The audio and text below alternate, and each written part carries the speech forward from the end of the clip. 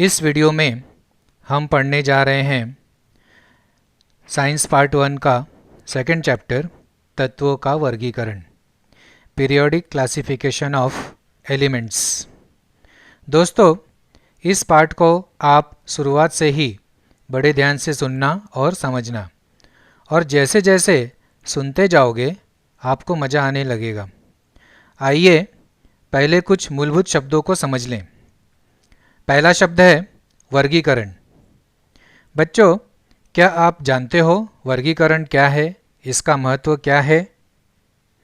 बच्चों, मान लो आपके सामने विभिन्न पुस्तकों का ढेर लगा हुआ है और उसमें से आपको कहा जाए कि हिंदी व्याकरण की पुस्तक निकालो, तो क्या आपके लिए वह आसान होगा?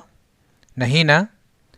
यदि यही पुस्तकें एक पुस्तकालय में उनके विषय के अनुसार अलग अलग रख दी जाएं, तो हम आसानी से जो पुस्तक हमें चाहिए वह हम ले सकते हैं।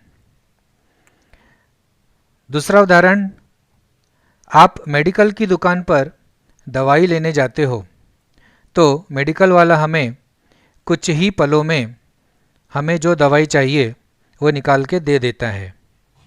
वह ऐसा इसलिए कर लेता है क्योंकि मेडिकल शॉप में अलग अलग प्रकार की दवाइयों को उनके नाम के स्पेलिंग के आधार पर वर्गीकृत करके रखा जाता है। सबसे अच्छा उदाहरण तो आपके घर में किचन का है, जहाँ सभी बर्तनों को एक साथ न रखकर अलग अलग रखा जाता है। तो बच्चों, वर्गीकरण क्या है, यह क्यों आवश्यक है, आपको समझ में आ गया होगा। परंतु तत्वों के वर्गीकरण की क्यों आवश्यकता है, आइए अब ये समझते हैं। बच्चों, तत्व क्या है, आप ये बता सकते हो? तत्व वह पदार्थ है जो किसी भी भौतिक या रासायनिक क्रियाओं द्वारा विभाजित नहीं किया जा सकता। तत्व एक ही प्रकार के परमाणुओं से बने होते हैं, जैसे लोहा, तांबा, एल्यूमीनियम, कार्बन, ऑक्सीजन इत्यादि। अब तक विज्ञान जगत को कुल 118 तत्वों की जानकारी प्राप्त हुई है, परंतु इसकी सन 1880 के आसपास केवल 30 ही तत्वों की जानकारी प्राप्त थी। जैसे जैसे समय बीतता गया, अधिकाधिक तत्वों की खोज होती गई तथा इन तत्वों के गुणधर्म की जानकारी इकट्ठा होती गई। आपने पढ़ा है कि प्रारंभ में तत्वों को धातु और अधातु ऐसे दो प्रकारों में वर्गीकृत किया गया था।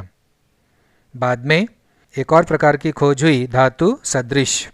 अब जब बहुत सारे तत्व खोज लिए गए, तो उनके गुणधर्मों की आसानी से पहचान होने के लिए वैज्ञानिकों ने उनके वर्गीकरण की भिन्न भिन्न पद्धतियां खोजने लगे।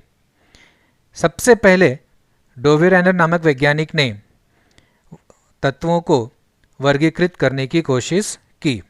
डोवेराइनर ने बताया कि तत्वों के गुणधर्म और उनके परमाणु द्रव्यमानों में कुछ तो संबंध है। इस आधार पर उन्होंने अपना नियम बनाया, जो डोवेराइनर के त्रिक नियम से प्रचलित हुआ। डोवेराइनर का त्रिक नियम इस प्रकार है। डोवेराइनर ने समान गुणधर्म वाले तत्वों को 3-3 के समूह में रखकर उसका त्रिक नाम दिया। एक त्रिक में 3 तत्वों को उनके परमाणु द्रव्यमानों के आरोही क्रम में इस प्रकार व्यवस्थित किया कि मध्य तत्व का परमाणु द्रव्यमान उस त्रिक के अन्य 2 तत्वों के परमाणु द्रव्यमानों के लगभग औसत के बराबर होता है। आइए इस नियम को एक उदाहरण द्वारा समझते हैं। डोवेराइनर की इस सारणी पर आप ध्यान दीजिए। इस सारणी में उन्होंने अपने त्रिक के नियम का प्रस्तुतिकरण किया है। जैसे पहला है, 3 तत्व उन्होंने लिए, लिथियम, सोडियम और पोटेशियम।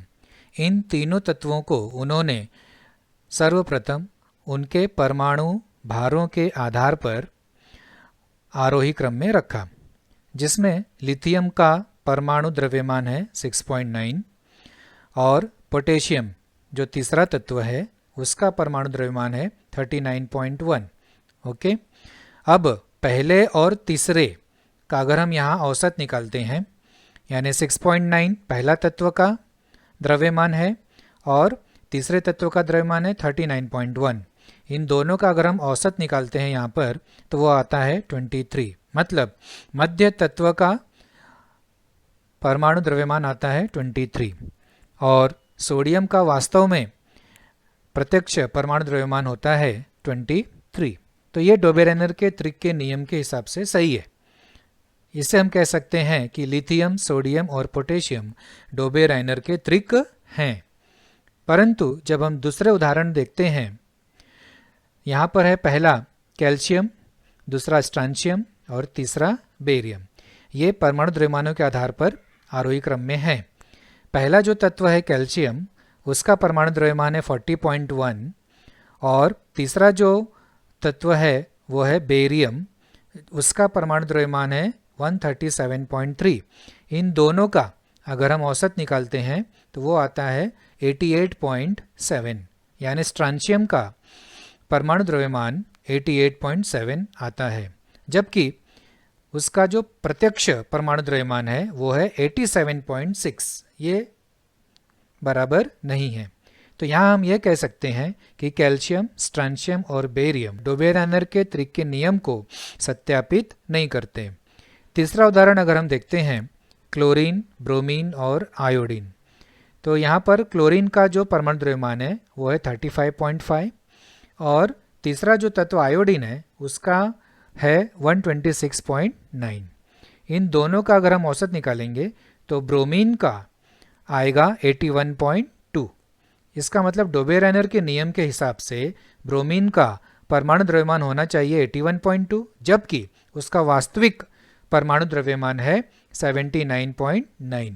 तो इसका मतलब ये क्लोरीन, ब्रोमीन और आयोडीन ये भी डोबेरेनर के नियम को सत्यापित नहीं करते। ठीक है, तो इस प्रकार से आप समझ सकते हो कि डोबेरेनर का जो त्रिक नियम है वह सभी तत्वों के लिए लागू नहीं है। इसलिए एक नया नियम उभर कर आता है जो हम आगे पढ़ेंगे।